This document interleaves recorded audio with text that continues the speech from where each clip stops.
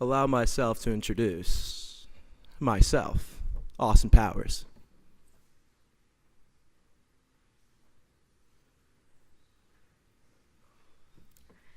It's going to be a hell of a story. Julian Edelman at halftime of Super Bowl 51. Patriots trailing Falcons 21-3.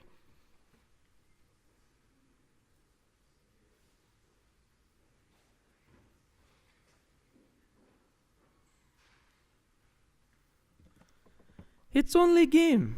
Why you have to be mad? Ilya Brizgalov.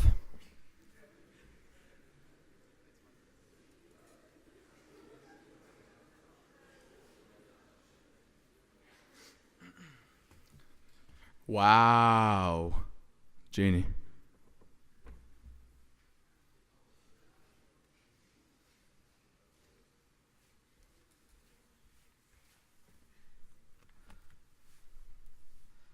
Good morning.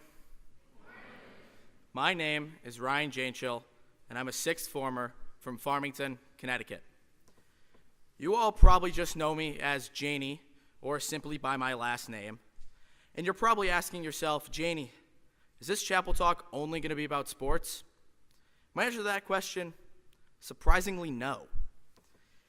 If you would have told my freshman self that in 4 years he would be a member of the prefect board, commentated hockey games, pitched in a playoff baseball game, had a video of mine get reposted by Spittin' Chicklets, and is just starting the reading of his Chapel Talk, there's a good chance he would say, yeah, right, bud, no shot. So what changed? I trusted the process and bought in to the Westminster community. Well, what does that mean? I'll get to that. Getting to this point in my Westminster career, where I have the privilege to share my story in front of my peers and teachers, has taken a lot out of me. My first 2 years on the Hill were extremely tough. I came to Westminster in the fall of 2019, looking forward to the challenge of private school. My buddy and hockey teammate, Keegan Bankoff, loved Westminster, but warned me that it was academically difficult. I didn't really believe it. I didn't think I would have to put in the work. The Farmington public school system felt easy to me, so why would this be a challenge, I thought. Maybe I just didn't know what working hard meant at that time. For the first few months, I was enjoying myself here. School had become more than just a requirement throughout the day. I felt like this change was exactly what I needed. However, the truth was, I was struggling in my classes. I found that, shocker, my habits from 8th grade were not working in high school. As well as I felt I was doing socially, my grades were not to the caliber I would have liked. With that, I blamed everyone but the person who was actually at fault for my struggles, me. This continued into the pandemic that hit towards the end of my freshman year. I drifted further and further away socially from the people I was closest to that year.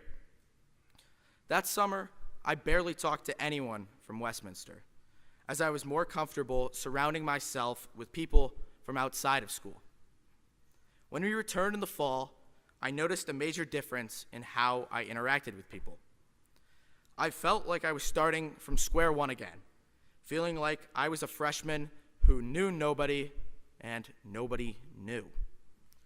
The online classes also did not make socializing easy. So with that, I started to avoid interactions. I would spend parts of my day in the library, not doing work, just waiting for the day to be over. When winter break rolled around, I had never been more excited to leave campus. Little did I know that the winter would be worse for me. Being alone more and more was eating away at me bit by bit.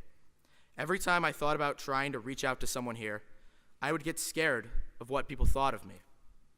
I was scared that what I had in common with some people had faded.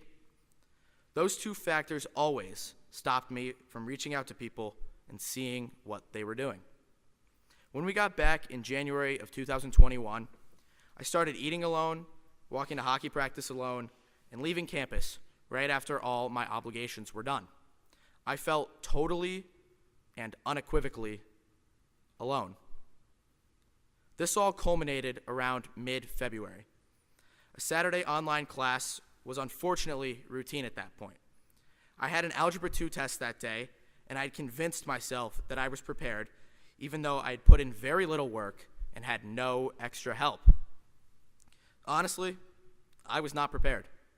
Not at all. I barely passed. My grades were plummeting. After getting the results of that test, something in me snapped. All the pent-up anger of being afraid to break out of my comfort zone and hang out with the people who I'd felt I had distanced myself from, combined with my inability to find my academic success, came forth. A fit of rage ensued. My rant to my parents ended with the words, "I just want to leave this place." Well, that is roughly what I said. Most of what I actually did say is probably not suitable for our younger audience. So that was my mindset. I had given up on Westminster. I was annoyed, mostly with my lack of success, but also with my lack of confidence and being scared of how I was being viewed by my peers. All I have ever wanted was to fit in. I hate awkward interactions. I hate them. So it killed me to be walking in the hallways feeling like a complete stranger. I knew I either needed to give up on Westminster or change my mindset by trying harder, trying to be a part of the culture. I needed to find myself again.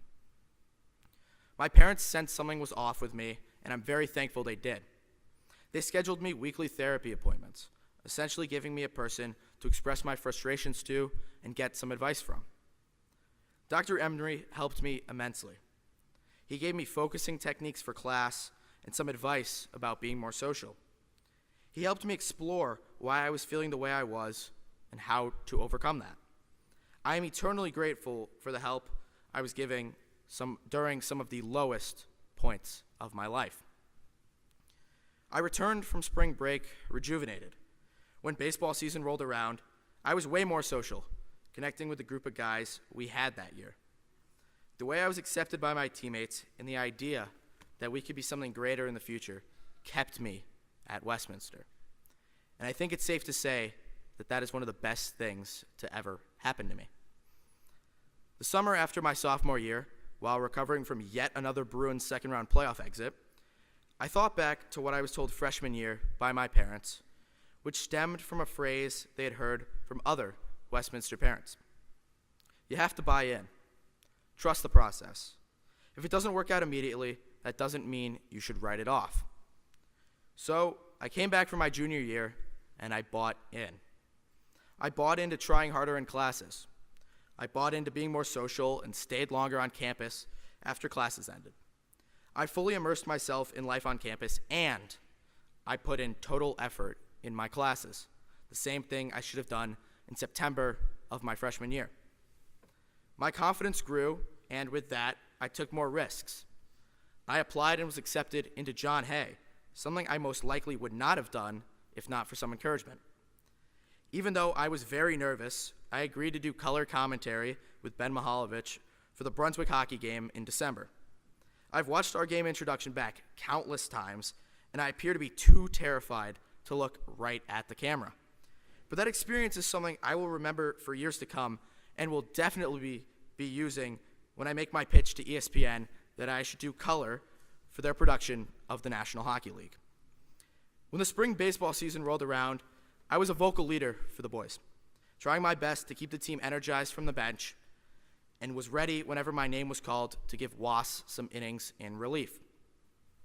All of this led to me running for the prefect board, something I had wanted to do since my freshman year.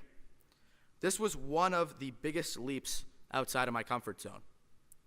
I had never been a part of the student council at Westy, never even applying because I was scared I was going to get 0 votes. To my surprise, I was voted on to the prefect board. My year of buying in and trusting the process culminated in me getting pulled onto the lawn by my buddy, Sawyer Von Jess.